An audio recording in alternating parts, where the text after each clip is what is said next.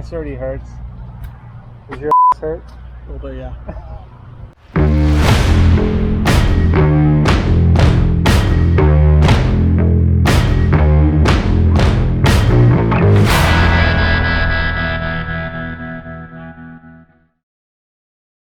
I'm here at the Rebel Moose just chilling because I deserve it.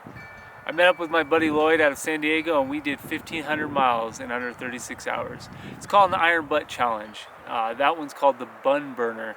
And we actually did 1,000 miles in under 24 hours to make this a double feature. We did the Saddle Sore and then the Bun Burner with a little extra Ride 1K in a Day, which is another organization that promotes these long, hard, put your miles where your mouth is. I'm going to put the links in the description for all these associations. Stick around to see if we actually made it. This would be my second attempt at the Iron Butt Association Saddle Sore, which is 1,000 miles in 24 hours, and the Ride 1K in a Day, which I did complete right after I bought my cross country, and it was grueling. I was coming back into Vegas to 117-degree heat. Stick around to the end of the video because I'm going to give you some tips on what I think will get you through these long, hard miles and how to put your miles where your mouth is. Hope you enjoy. And here we go.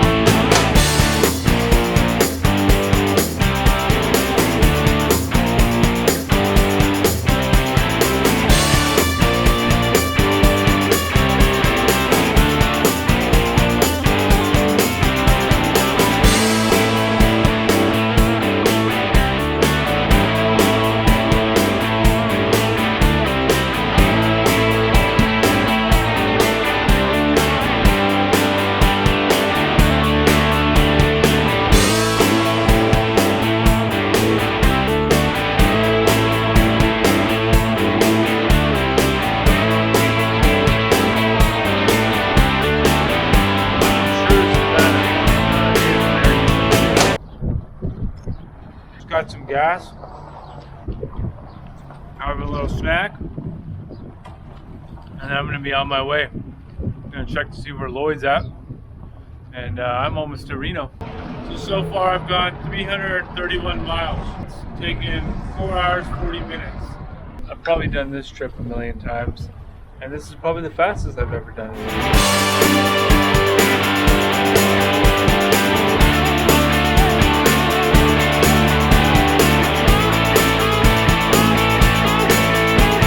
So I made it to Reno. I'm actually in Verdi though, at a gas station called the Gold Ranch.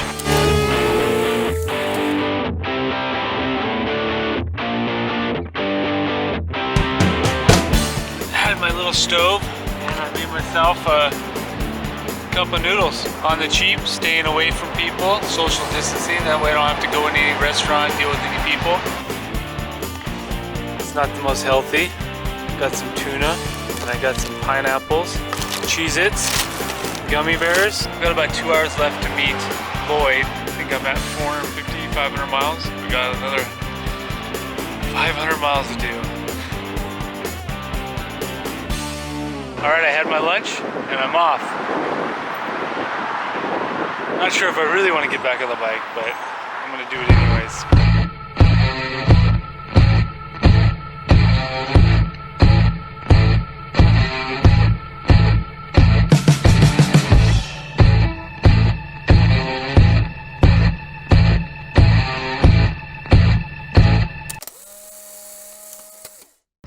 I've made 579 miles in 8 hours and 30 minutes. I want to take a break. Find moments to relax and have yourself a little treat. Don't push yourself too hard. Once Lloyd gets here, we'll continue north. We're heading towards Shasta. Hopefully he has the same amount of miles as me and not more. That would suck, because that means I have to go further and I have to drag his ass along. So maybe it sucked for him.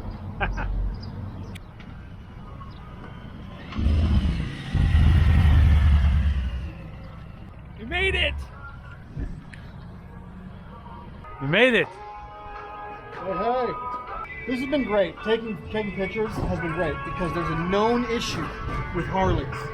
They won't fix under warranty. I have to find a way to fix.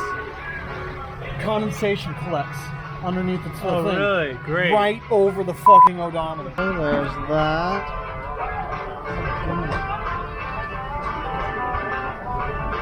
We're off. We're gonna try to make it up north to near Shasta. Maybe take a nap there and do the rest after the nap. I'm tired. Let's see. Yeah, my ass already hurts. Does your ass hurt? A little bit, yeah.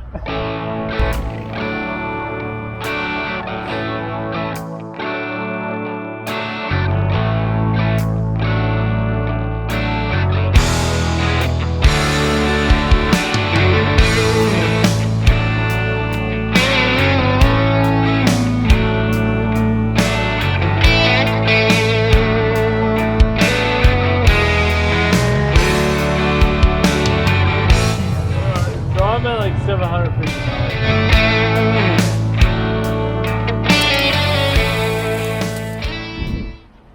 All right, we're at Herbert S. Miles rest area. We're gonna rest as Miles would have wanted it. Herbert Miles. We're gonna eat some food and then we're gonna try to find a spot to hang a hammock here. We are actually ahead by 10 hours for just the 1K. That means we get to sleep. And then we have 12 on top of that, or no, 12 on top of our, yeah, 12 on top of that. 24. We're gonna get some good sleep, hopefully. And yeah.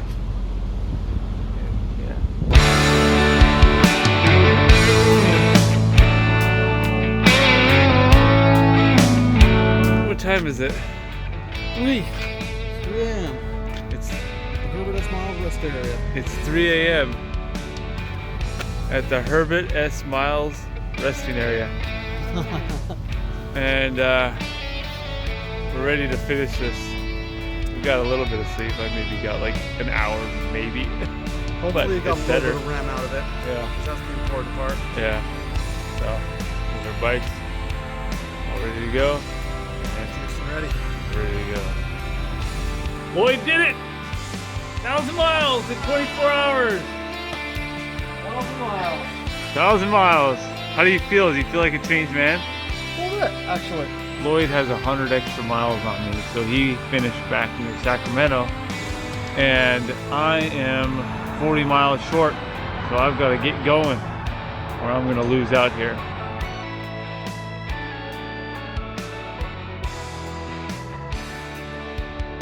I was short quite a few miles, so I had to rush to the next gas station before the end of my 24-hour period, and I was pretty stressed. According to the gas receipts, I'm 4 miles over 1,000. Hopefully it's true, and hopefully that works out because it's cutting it close. It's cutting it real close.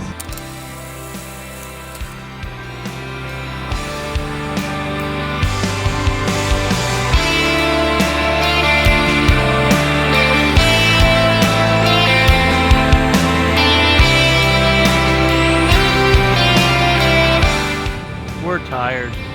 So we are about 1,200 miles in. We got about 6 hours left to continue. So we're taking a little break.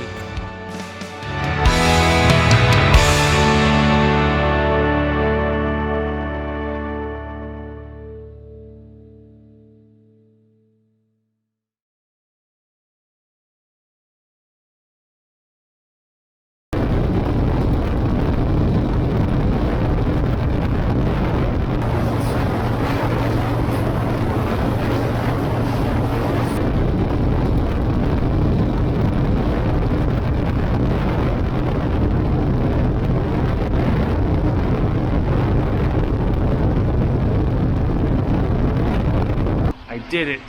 1,500 miles in 36 hours. And of course, Vegas has to be raining on the way back in. It's either 117 coming in or shitty pouring rain. Sometimes it's windy and 117, and that kind of sucks. I'm all done. 1,000 miles in 24 hours, followed by 1,500 total in 36 hours. It's an Iron Butt Association award for 2 separate categories: the saddle sore, which I already have, and the butt burner, which is 1,500 miles in 36 hours. I also accomplished the ride 1K in a day, which is 1,000 miles in 24 hours. It's been a long day and a half, but it was fun. Totally worth it. It's a good accomplishment. I don't know if I'll do it again though, but who knows? I said that last time. Lloyd and I parted ways in Bakersfield because he was going south towards San Diego and I was going to Vegas. It was fun while it lasted. Hope you got home safe, Lloyd. I will check in with you soon and see what kind of miles and time you got. If you're looking at doing an iron butt or riding 1K in a day, I think some of these tips will help. They definitely help me. And if you have any extra, leave them in the comments, please, and I would love to hear them. First tip, I think, is get rest. Don't go to bed and wake up 2 hours later. You're gonna just be exhausted. There's no reason to do that. Prep yourself, because if you start getting tired on the bike, you can make a fatal decision. And when you're on the bike for that long and that many miles, your brain starts to become like jello. Tip number 2, plan your route. It sounds like a simple tip, but if you don't, you could get lost. Not necessarily lost, but you won't be able to keep track as well of the miles. As you saw in this video, I had made it short of Lloyd, but it actually wasn't necessarily because we were traveling different distances. It's because what my odometer said was not what the actual gas stops say. So you have to take that into account when you submit your gas stops. That's what they're going to take the miles off of, not your actual odometer, because odometers can be incorrect. So don't go off your odometer, go off of what your actual gas stops are, and then Google Maps it. They're not actually going to take into account the circles you did in the gas station to find a pump. They're going to take into account what your actual stops were. Tip number 3, I carry around a bottle of eye drops, because when you're in the wind for 24 hours straight, or 36 hours in our case, your eyes will dry out and you will start to feel that exhaustion a little bit more. Another tip that I got from Lloyd that I started on this one, I haven't been much of a fan of earplugs in general riding, but I think earplugs definitely give you a little bit more energy at each stop and to keep going. I would suggest it for doing something like this, because when you're just sitting there for hours on end with that droning sound of your exhaust, and then it doesn't matter how quiet your exhaust is, it just happens, and the wind noises, what engine noise, whatever it may be, it just, I don't know how to explain it, takes something out of you. And when you stop, you just are exhausted, and your head's ringing and your ears are ringing, and 5 hours after you've gotten off the bike. Earplugs, I would suggest definitely using those. Next tip, I didn't really actually practice this that much on this trip, but bring some healthy snacks. Don't bring anything too heavy, because you don't have to spend a lot of time in the restroom, if you know what I mean. That'll eat up on your time. And what if you get a stomach ache? You don't want some heavy meat or pasta or something. I did have pasta. My bad. Quarantine life, get what you can get. But anyways, Cliff Bars generally are pretty good, because they generally keep me energized through the whole day and don't make me hungry. And with that note, also drink lots of water. Staying hydrated is important, because again, with all that wind blowing in your face, it'll dry your mouth out, and then also not being properly hydrated will affect your riding ability, believe it or not. Especially if it's a hot climate, like going back into Vegas in 117 degrees. Definitely drink your water. Some people wear Camelback, then you can just drink while you're riding, but I don't like to have stuff on my back, because over time my posture starts to do this, and then having something on my back already can cause it to hurt even more. Prepare for your route. If you're going through multiple climates, cold, hot, you don't want to be doing this in really cold weather or really hot weather, wearing your chaps and a leather jacket. Last tip, aspirin, Tylenol. ibuprofen, whatever you want to take. Like I was saying, posture starts to slouch. Believe it or not, even if you have floorboards, your feet start to feel sore just from vibrations, from being in the same position. Aspirin can help you get that extra couple 100 miles and not be that much in pain. So I hope you guys enjoyed the video. I hope you got something from the tips. And like I said, if you have any extra tips, leave them in the comments. I'd really appreciate it, because I say I'm not going to do this again, but I'll probably do it again. I don't know, there's the one where it's like 2,500 miles in 48 hours or something. I shouldn't start thinking about that. Anyways, come back later for some more videos on Sin City, the Rebel Moose, and the road. Thank you very much.